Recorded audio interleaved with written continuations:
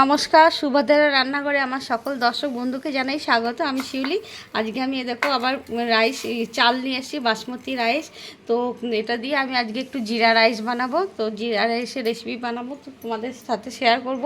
আমি প্রথমে চালটা ভালো করে ধুয়ে কিছুক্ষণ মিনিট 20-25 চালটা সোপ করতে দেবো, জলে ভিজিয়ে রাখবো। তারপর আমি কিভাবে বানাবো তোমাদের দেখাবো। আমি পাত্রের মধ্যে জল বসিয়ে দিচ্ছি, জলটা ফুটছে। আমি একটু তেল দিয়ে দিচ্ছি, এই 1 টেবিল চামচ মতো তেল দিয়ে দিলাম, আর একটু লবণ দিয়ে দিলাম ফুটন্ত জলে।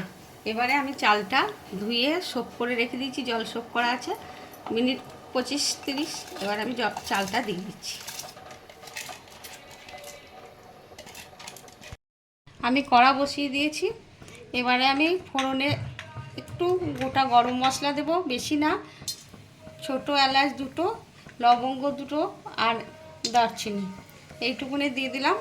আর যেহেতু মেন ইনগ্রিডিয়েন্টস হচ্ছে তোমার জিরে, সেই জন্য বেশি করে আমি জিরে দিলাম ফোড়নে।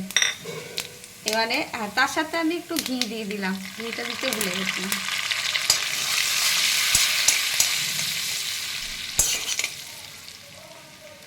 একটু ভাজা ভাজা হোক কয়েক সেকেন্ড।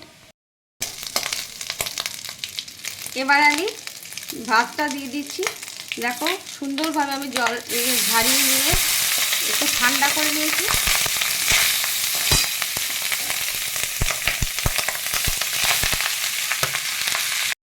আমি স্বাদ অনুযায়ী একটু লবণ দিয়ে দিলাম, একটু সামান্য চিনি দিয়ে দিলাম।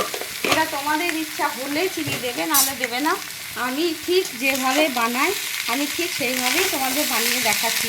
এবার তোমরা কীভাবে বানাও সেটা তো আমি জানি না, আর একজন এক একভাবে বানায়, কিন্তু আমি যেভাবে বানাই সেভাবে ভারী সুন্দর হয় খেতে। তোমরা একবার বানিয়ে দেখবে, দেখেও আমাকে জানাবে। আমার সব দেওয়া হয়ে গেছে, দেওয়া তো কিছুই নেই। যাই হোক, এবারে আমি একটু হোয়াইট পেপার দিচ্ছি, সাদা গোলমরিচ আর কি, মরিচ গুঁড়ো, এটাও আমি দিচ্ছি।